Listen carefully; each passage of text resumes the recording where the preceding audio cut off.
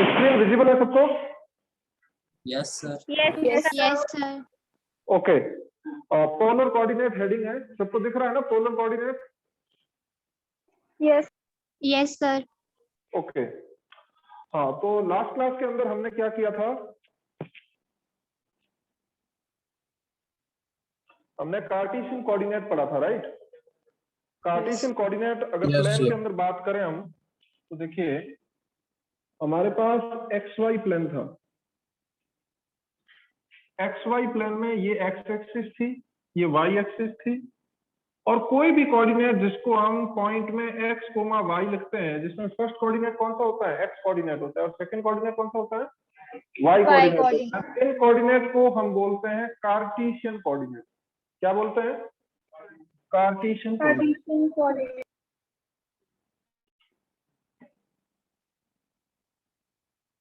जो भी टर्म आपकी एक्स और वाई में लिखी हुई मिलेगी आपको, उसको कार्टेशियन कोऑर्डिनेट बोलते हैं। और हमारे सिलेबस में भी कार्टेशियन कोऑर्डिनेट ही है, ठीक है ना, 99%। बट कुछ पर्सन ऐसा होता है जिसके अंदर पोलर कोऑर्डिनेट भी पूछा जाता है, ठीक है ना, क्योंकि हम कोऑर्डिनेट का यूज एक्चुअल में कैसे करते हैं? एक्चुअल में इस कोऑर्डिनेट का मीनिंग क्या है? मीनिंग ये है कि जैसे कि आप खुद सोचिए, आपके घर का एड्रेस है, तो एड्रेस आप ऐसे ही बताओगे ना, किसी को भी बताओगे तो इंडिया है, इंडिया के अंदर पंजाब है, पंजाब में अमृतसर है, अमृतसर में कोई पर्टिकुलर कॉलोनी है, उस कॉलोनी में आपका पर्टिकुलर घर है, राइट? यही होगा एड्रेस। तो सिमिलरली कहीं पे भी हमें कोऑर्डिनेट डिनोट करना है, मतलब कोऑर्डिनेट का मतलब है कि हमें ये पोजीशन, इस पोजीशन का एड्रेस चाहिए। तो एड्रेस चाहिए, इसके लिए हमें कुछ ना कुछ रेफरेंस चाहिए ना, कि कहाँ पे है। तो हमने क्या है, दो परपेंडिकुलर लाइंस ड्रॉ कर रखी हैं, इनके रेफरेंस में हम बता देते हैं। तो रेफरेंस में क्या बताते हैं कि जैसे फॉर एग्जांपल इस पॉइंट की यहां से डिस्टेंस जो है 3 है, और यहां से डिस्टेंस जो है वो 4 है, तो हम इसको बोल देंगे कि ये 4 क्वाड्रेंट के अंदर है, तो 4, -3। समझ में आ रहा?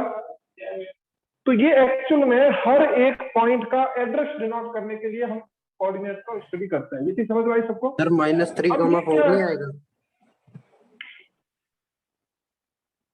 नहीं, 4, -3 फोर्थ क्वाड्रेंट के अंदर एक्स कोऑर्डिनेट क्या होगा? पॉजिटिव होगा, और वाई कोऑर्डिनेट क्या होगा? नेगेटिव होगा, ठीक है ना। तो 4, -3। अब होता क्या है कि ये तो एक वे हो गया एड्रेस को डिनोट करने का। दूसरा वे ये भी हो सकता है कि हम जो है कोई और मेथड से डिनोट कर दें, ठीक है ना। जैसे कोई जान पहचान वाला होगा तो आपको बोल देगा कि उसके घर के पास में ऐसे करके घर है। बहुत सारे तरीके हो सकते हैं ना। तो वैसे ही एक और मेथड है जिससे हम इस सेम पर्टिकुलर पॉइंट को डिनोट कर सकते हैं। उन कोऑर्डिनेट को हम बोलते हैं पोलर कोऑर्डिनेट।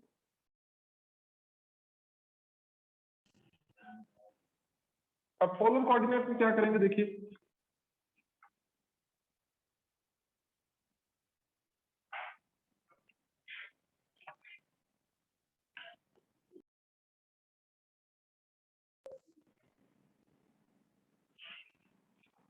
एक्स एक्सिस और वाई एक्सिस तो सेम एक्सिस है।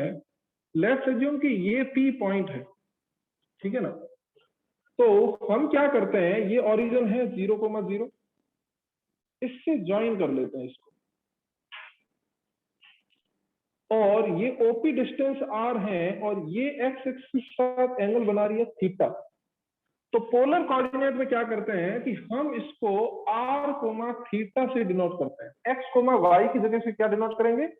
आर कोमा थीटा से। तो आर किस चीज को डिनोट कर रहा है? आर जो है ना, इस पॉइंट की ओरिजिन से डिस्टेंस को डिनोट कर रहा है, ठीक है ना। और थीटा क्या है? ये जो ओपी लाइन है वो एक्स एक्सिस के साथ कितना एंगल बना रही है? वो थीटा है।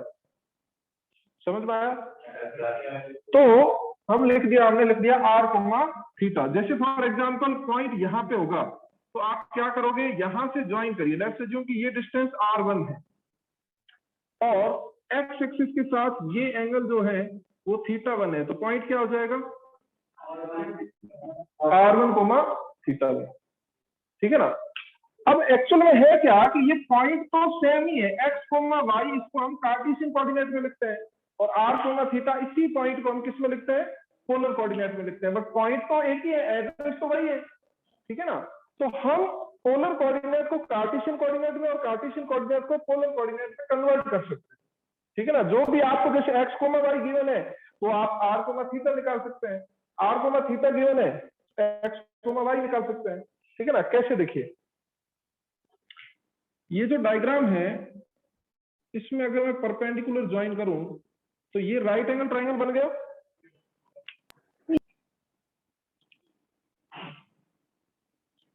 अब इस राइट एंगल ट्राइंगल में देखिए ये आर है और ये थीटा है, तो आप मुझे बता सकते हो कि ये वाली डिस्टेंस कितनी होगी, ओ ए। आपको सिर्फ आर और थीटा गिवन है। ट्राइंगल ओ ए पी के अंदर कॉस थीटा बताइए क्या आएगा। O A over R, O A upon R आएगा। तो ओ ए कितना आ गया, R cos R theta. Cos theta. और साइन थीटा क्या आएगा, ए अपॉन आर, एपी और आर। तो एपी इक्वल टू क्या आ गया, R sine theta. R sine. तो यहां से आप देख सकते हैं कि ये डिस्टेंस जो है वो आर साइन थीटा के इक्वल है। ये डिस्टेंस किसके इक्वल है, सॉरी आर कॉस थीटा, और ये किसके इक्वल है, आर साइन थीटा। समझ में आया।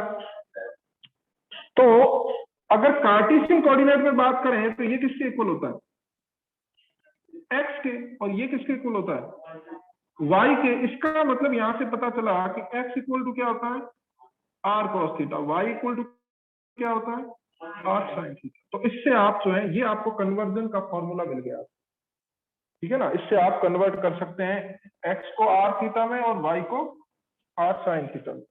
अगर इनको डिवाइड कर दें तो टेन थीटा कितना आ जाएगा, Y upon X, theta equal to आ जाएगा tan inverse Y upon x.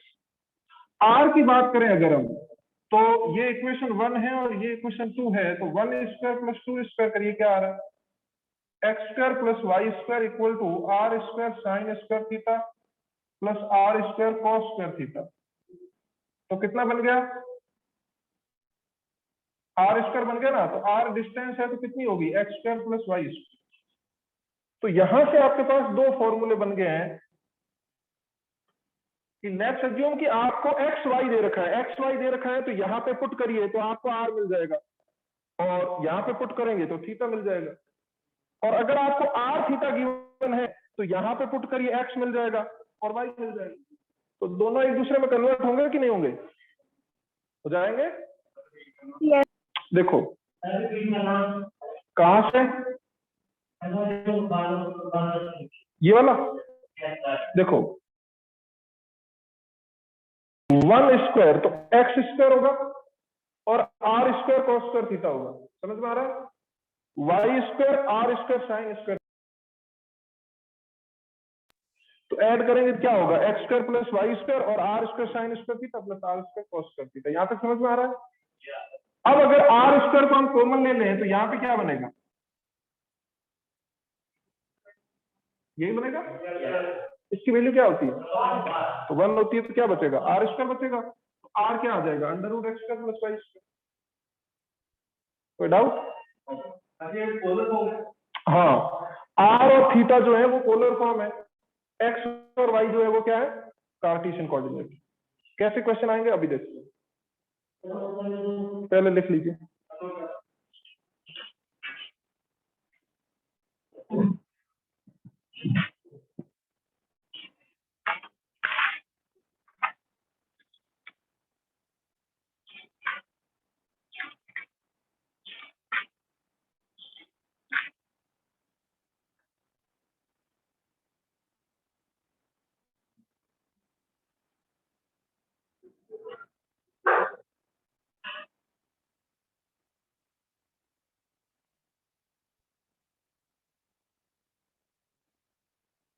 हो गया,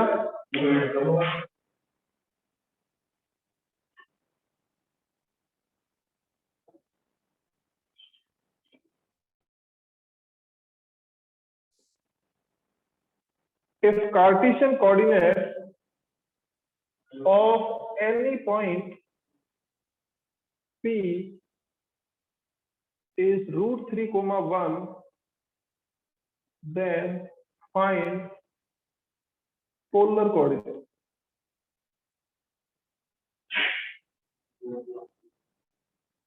क्वेश्चन क्या है? If Cartesian coordinate of any point is √3, 1, then find its polar coordinate.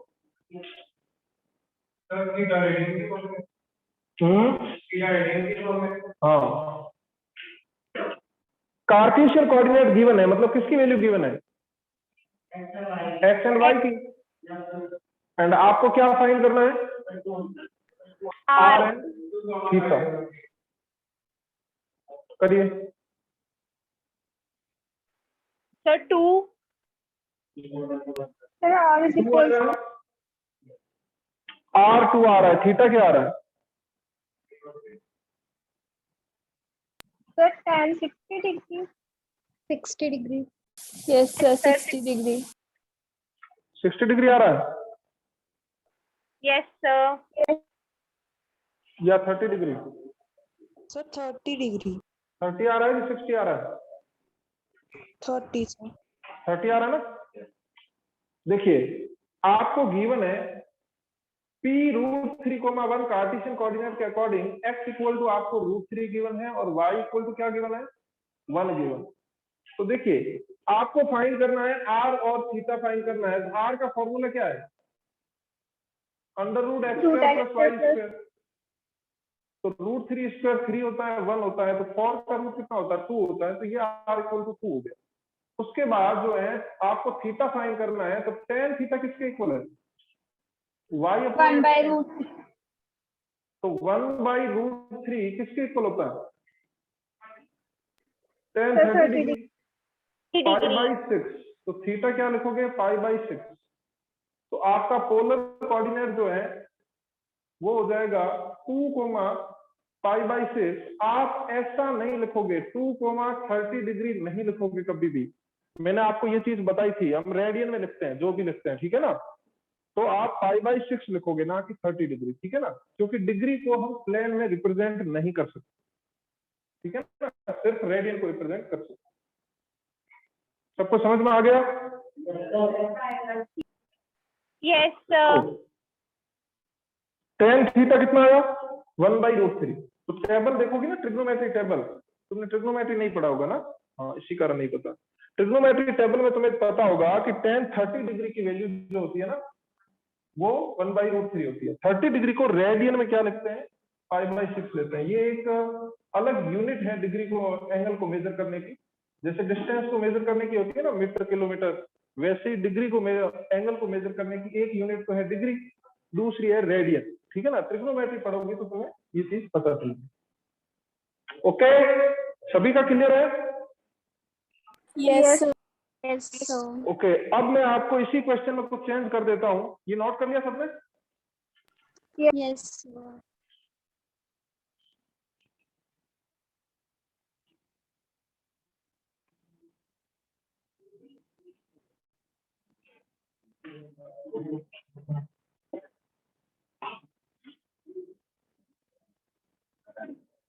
Find the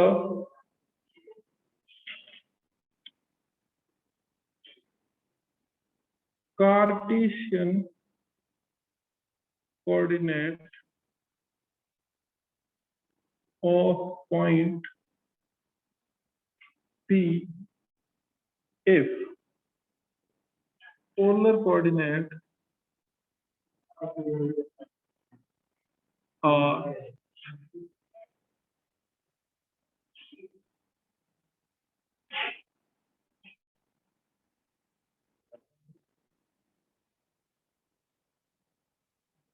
ये पोलर कोऑर्डिनेट आपको गिवन है 2, 2 π/3। आपको क्या फाइंड करना है? कार्टेशियन कोऑर्डिनेट फाइंड करना है।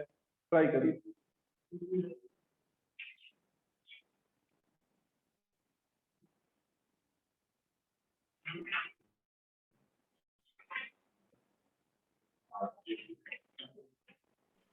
Excuse me sir yes, sir जब हम x के लिए लिखेंगे कि r cos थीटा, तो उसमें थीटा रेडियन फॉर्म में लिखेंगे कि डिग्री में ही? उसमें मतलब रेडियन ही यूज करिए आप, ठीक है, रेडियन ही यूज करना है हमें। Yes. Okay.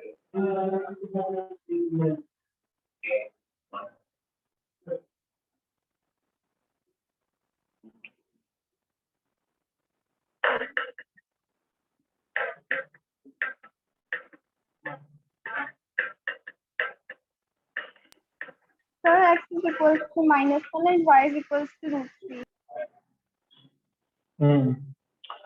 हाँ, तुम लोगों का आया किसी का क्या आ रहा है? 1,√3। ओके, देखते हैं। चलो बताओ क्या रिलेशन होता है एक्स में और आर थीटा में, क्या रिलेशन होता है बताओ। एक्स इक्वल टू क्या होता है? R cos theta. तो आपको जो ये गिवन है वो क्या गिवन है? आर कोमा थीटा गिवन है। तो आर इक्वल टू 2 है और theta equal to 2π/3 means 120 degree होता है। जिनको रेडियन नहीं पता वो 120 डिग्री बोल सकते हैं। तो अगर मैं यहाँ पे ले लूं R2 और cos 120, तो cos 120 की वैल्यू कितनी होती है? -1/2. तो x कितना आ गया? -1। y कितना होता है? R sin थीटा होता है। तो y equal to 2 sin 120 degree. तो y equal to 2 into sine 120 कितना होता है? √3/2. तो y इक्वल टू आ गया √3। तो कार्टेशियन कोऑर्डिनेट क्या आ गया आपके? -1, √. किस किस का आया सही आंसर? Very good. बाकी लोगों का नहीं आया क्या भाई? 1/2 नहीं आएगा। कहाँ पे? करेक्ट कौन से में? कहाँ किस जगह पे डाउट है बताओ? Sir second question. Second question में आपको गिवन है आर और थीटा। तो R2 गिवन है और थीटा क्या गिवन है? 120 डिग्री गिवन है। समझ में आया? Yes sir. तो हमने फॉर्मूला लिखा था x equal to r cos theta. तो r आपका 2 हो गया, cos 120 हो गया। अगर ट्रिग्नोमेट्री टेबल देखोगे तो cos 120 की वैल्यू कितनी है? -7 है। तो ये कितना हो जाएगा? -1 हो जाएगा। और Okay. इधर से r sin थीटा है तो 2 sin 120। तो sin 120 की वैल्यू √3/2 है। तो इसका आंसर हो जाएगा y इक्वल टू √3। तो -1, √3 इज योर आंसर। ओके, कोई डाउट? तो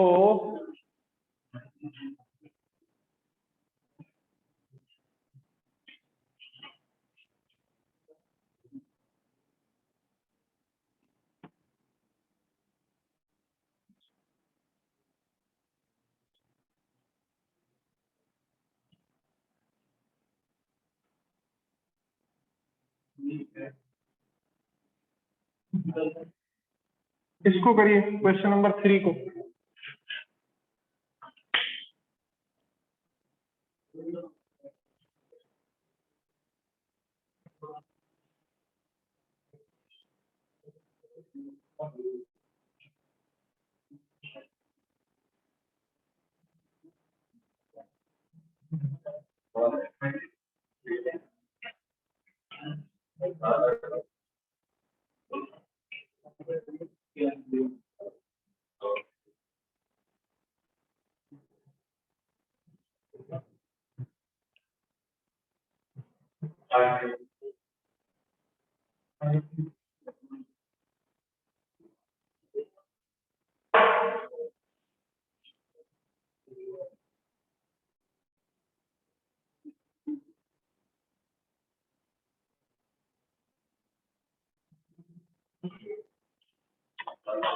हाँ, ये हो गया ना सबका?